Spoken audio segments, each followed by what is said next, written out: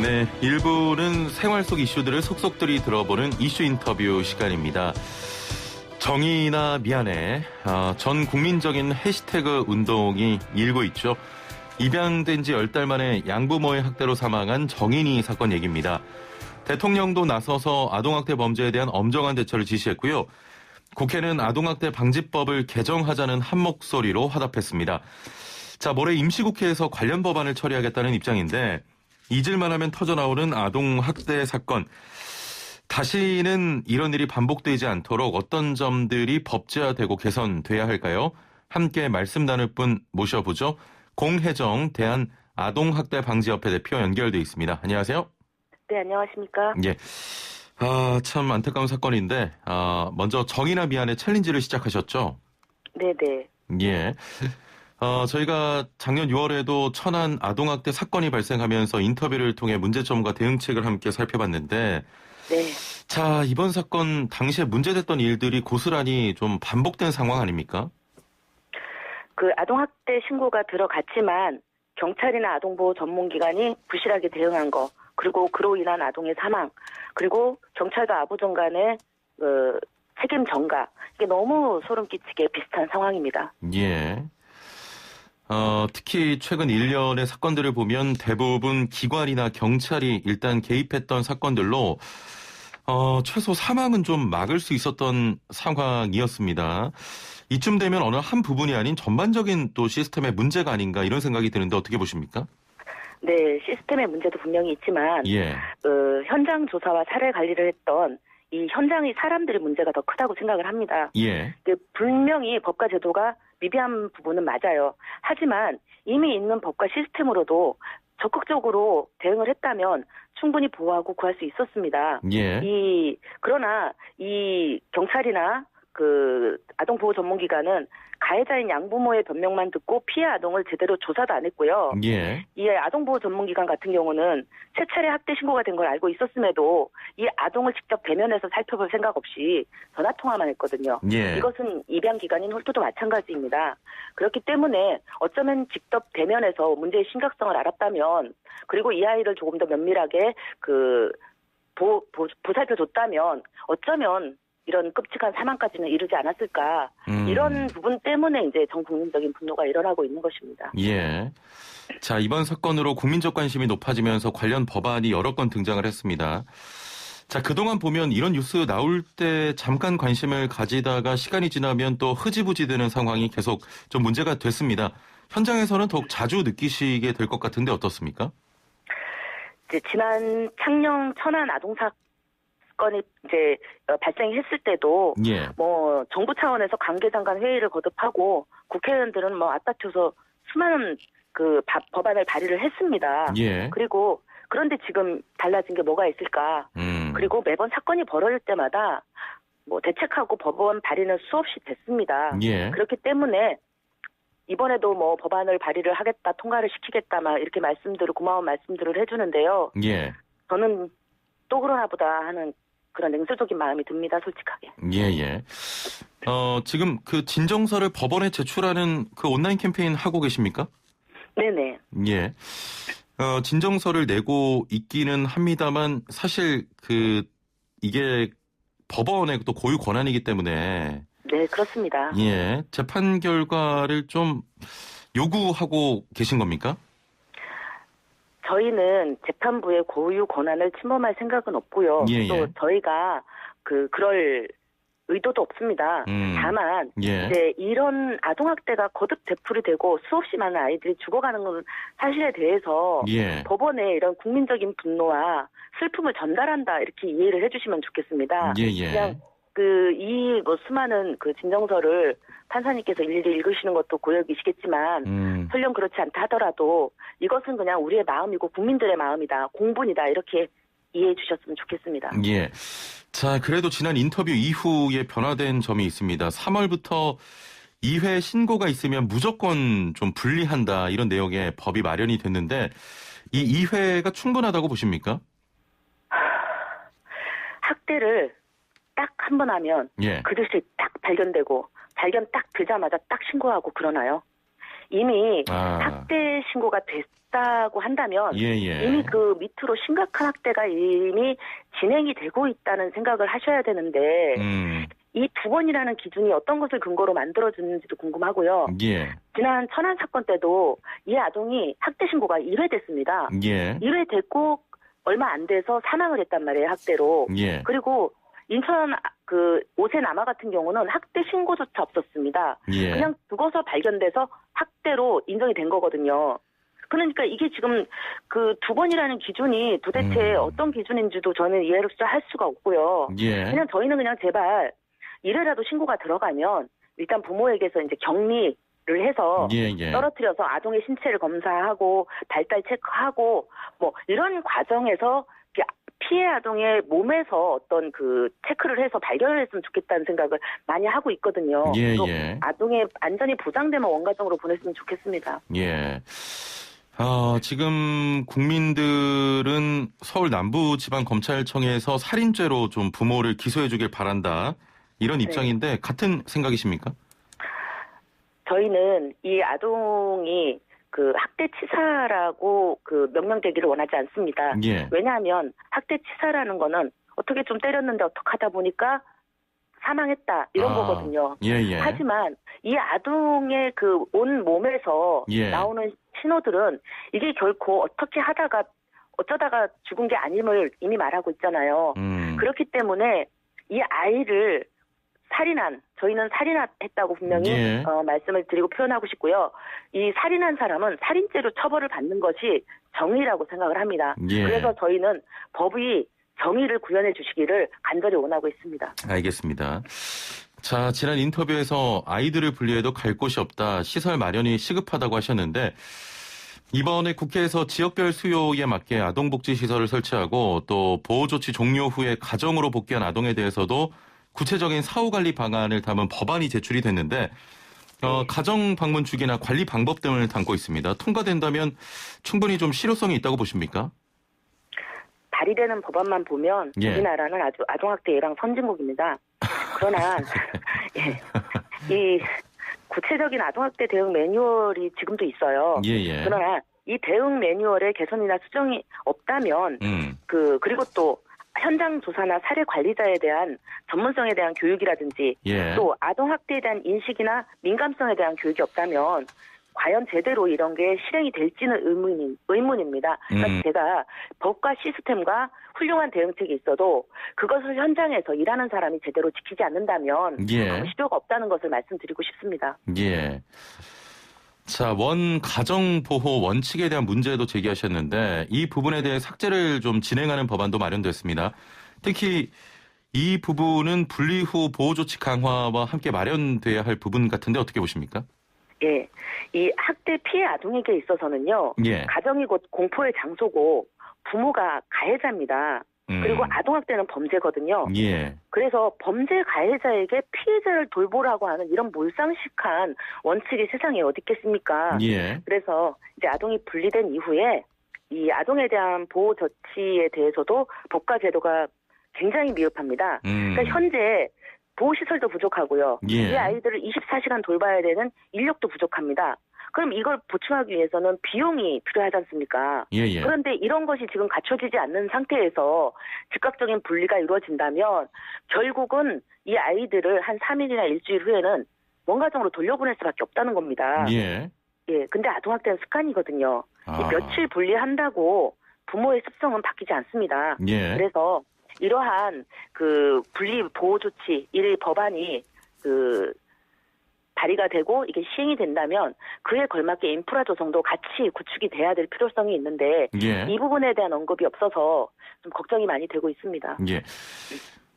제가 사전에 조금 조사를 해보니까 서울의 종로구나 중구, 성동구, 서대문구, 마포구, 양천구, 이 관악구 등 7곳이 아동학대 전담 공무원이 1명밖에 없어요. 아동학대 신고가 100건이 넘는데도 불구하고 이런 전담 공무원 인원이 상당히 좀 부족한 상황입니까?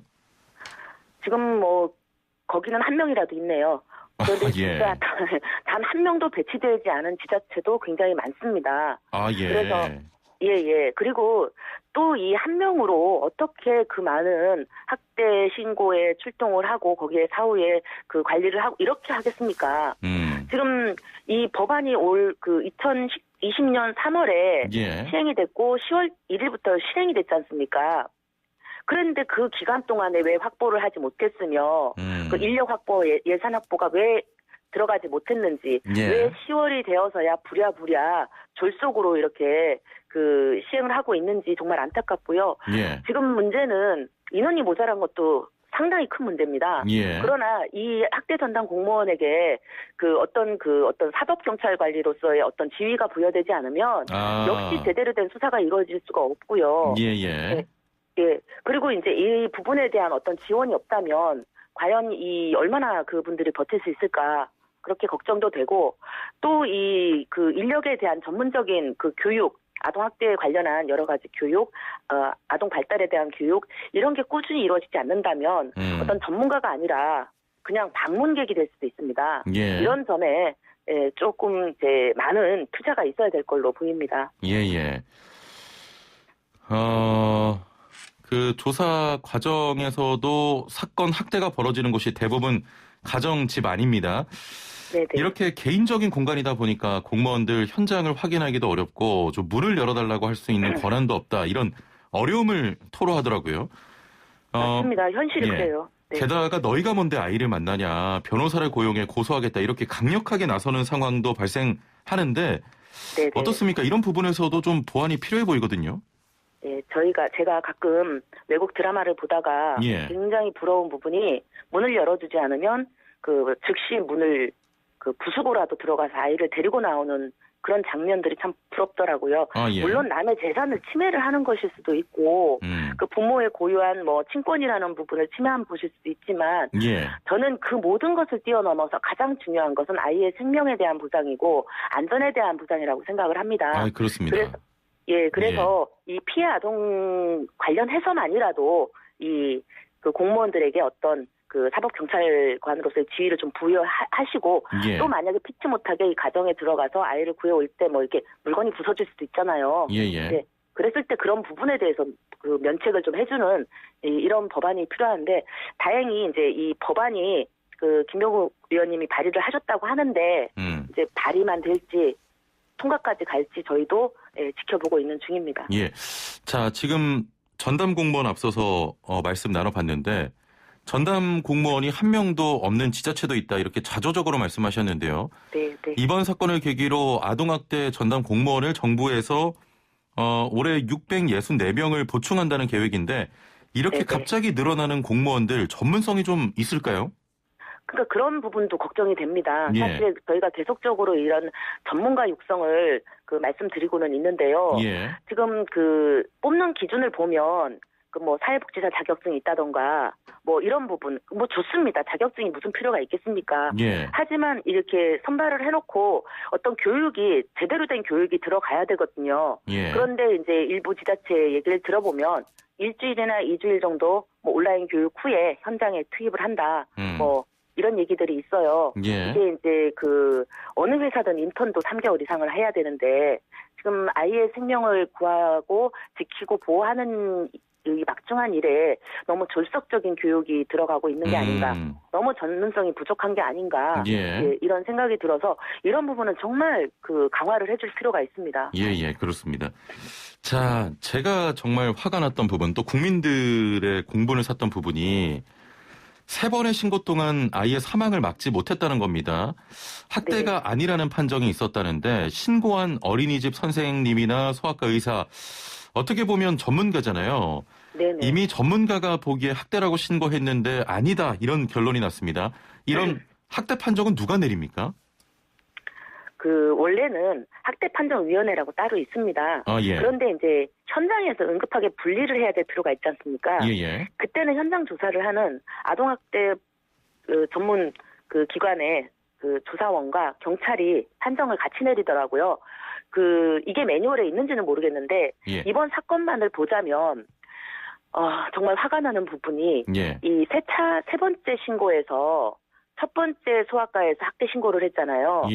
그 전문가가 학대 신고를 했습니다. 그런데 양부와 그 아동보호 전문 기관의 그 조사원이 예, 예. 그다음에 또 다른 병원을 찾아갑니다. 근데 거기서는 학대를 보기 어렵다라고 얘기를 해요. 그럼 두 건이 서로 상이한 결과가 나왔지 않습니까? 예, 예, 예. 이쪽은 학대고 이쪽은 아니다 이렇게 얘기했으면 제3의 병원 한 번 더 가볼 수 있지 않았겠어요? 아, 그렇죠. 좀 더? 예. 그런데 이상하게 양부와 아동보호 전문기관은 후자, 아니다라는 것을 선택적으로 받아들였습니다.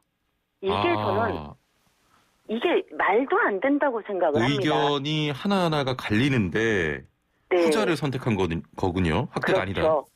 그래서 그때만이라도 학대 신고가 돼서 이걸로 학대 판정이 됐다면 예. 이 아이를 살릴 수도 있었는데 왜 굳이 예. 다른 병원에 가서 학대가 아니다라는 의견을 받고 그거를 선택했느냐. 그런데 그때 동행했던 사람이 아동보호 전문기관 직원이었습니다. 예. 이런 부분들이 저희 그 국민들을 분노하게 하는 거죠. 아동보호 전문기관은 철저하게 아동의 편에 서야 되는 사람들입니다. 그렇습니다. 그런데 양부의 편에 섰다. 이렇게밖에 생각할 수가 없었고요. 예. 경찰 또한 이 아동의 몸을 살펴보고 아동의 그 주변을 청취를 해야 되지 않습니까? 아동학대는 16개월 애기예요. 무슨 말을 할까요, 이 아이가? 그랬는데 양부모의 말만 듣고 그들이 하는 변명을 듣고 그냥 철수하고 학대 판정을 내리지 않은 겁니다. 예. 그런데 이제 이 발생하고 나니까 아동보호 전문기관은 경찰이 아동학대가 아니라 그래서 그만뒀다. 경찰은 아동보호 전문기관에서 학대가 아니라 그래서 더 이상 수사를 못했다. 이런 식으로 핑퐁하면서 책임을 전가하고 있습니다. 얼마나 한심합니까? 예. 자, 그렇다면 신고를 받고 조사하는 과정에서 제대로 된 판단이 좀 되려면 어떤 방안이 필요하겠습니까? 저희는 이번에는 이제 제대로 강화된 교육을 시켜서 제 개인 의견으로는 1차적으로 수사권을 가진 경찰이 해야 됩니다. 그럼 수사 결과를 이제 아동학대 전담 공무원, 전문가죠. 이제 전문가가 돼야 됩니다. 그에게 맡겨서 1차 아동학대 판정을 하게 해야 됩니다. 그리고 2차도 판정하는 기간이 있어야 됩니다. 한 사람의 생각만으로 판단할 수 없잖아. 이건 생명에 관한 건데. 그렇기 때문에 1차, 2차, 그러니까 그거에 바로 즉시 할 수 있어야죠. 아이를 구하기 위해서는. 1차, 2차 판단을 하고 일단 아이를 격리를 한 다음에 그다음에 사례판정위원회가 열려서 장기 보호를 할 것인지에 대한 판단을 해야 된다고 생각을 합니다. 그런데 이거는 뭐 경찰도 판단을 하고 아부전도 판단을 하고 이러다 보니까 혼동이 생기는 것 같습니다. 알겠습니다. 자, 지금 정치권 이야기 좀 해보겠습니다. 지금 정치권에서는 이른바 정인입법을 만들겠다 이렇게 밝혔는데요. 뭐 아동학대 형량을 높이고 학대자의 신상을 공개하자 이런 내용의 골자입니다. 네네. 지금 국민들은 어떤 생각이냐면요. 그동안 아동학대 사건이 많았음에도 불구하고 왜 누군가 이렇게 꼭 죽어나가야 이런 법안이 만들어지느냐 이런 좀 비판을 가하고 있거든요. 혹시 정치권에 하고 싶은 말씀 있으십니까? 아이들이 죽어나가도 바뀌지 않는 경우가 더 많았습니다. 그래서 지금 제가 드리고 싶은 거는 아이들이 만약에 특권이 있었어도 이렇게 발의만 하고 나몰라를 했을까 이런 생각 정말 많이 들고 있고요. 이 아이들은 지금도 대한민국 국민이고요. 미래에도 대한민국 국민입니다. 아동을 안전하고 건강하게 성장시키는 것이 대한민국 모두의 의무이고 사명이라고 생각합니다. 이것을 제발 정부 관계자나 국회의원들께서 꼭 좀 받아들이고 애써주셨으면 좋겠습니다. 알겠습니다. 일단 그 8일에 임시국회에서 아동학대를 막기 위한 법안을 통과시키겠다 이런 의지가 강력해 보이는데 꼭 이뤄져야 하는 내용이 있다면 어떤 게 있을까요? 일단 그 법안 내용 중에서 제가 이제 다 살펴보지는 못했는데요. 지금 저희가 그 아동 분리에 대한 부분에서 지금 뭐 그게 반영은 안 됐습니다만은 뭔가 상흔이 있고 두 번의 신고가 들어가야 되는 뭐 즉각 분리를 하겠다 이 부분은 조금 수정을 꼭 좀 해주셨으면 좋겠고요. 그다음에 이제 강제적으로라도 아이를 분리할 수 있는 권한을 전담 공무원들한테 부여를 해주셨으면 좋겠고요. 그다음에 아동 보호할 수 있는 시설이나 인프라에 대한 예산을 좀 많이 충분히 책정을 해주셨으면 좋겠습니다. 이런 부분들이 준비가 돼야지 아이를 보호할 수 있는 데 힘을 쓸 수 있지 않겠습니까? 자, 마지막으로 국민들께 또 하고 싶은 말씀이 있으면 한마디 짧게 부탁드리겠습니다. 지금 이제 뭐 여러 가지 국민들의 전 국민적인 분노가 일고 있는데요. 예. 이 부분이 잠시 잠깐 거품처럼 일어났다가 꺼지는 일이 아니라 예. 정인이한테 정말 미안하다면 또 다른 정인이가 나오지 않을 수 있도록 예. 여러분의 관심이 지속되어야 되고 그 주변을 면밀히 살펴보셔서 신고를 하시고 신고해서 만약에 제대로 이제 예. 경찰이나 기관들이 대응하지 않는다면 강력하게 항의도 해주시고 이런 식으로 일을 할 수 있도록 우리가 주체가 돼서 나아갔으면 좋겠습니다. 알겠습니다. 자, 오늘 말씀은 여기까지 듣겠습니다. 감사합니다. 네, 수고하십시오. 네, 지금까지 공혜정 대한아동학대 방지협회 대표와 함께했습니다.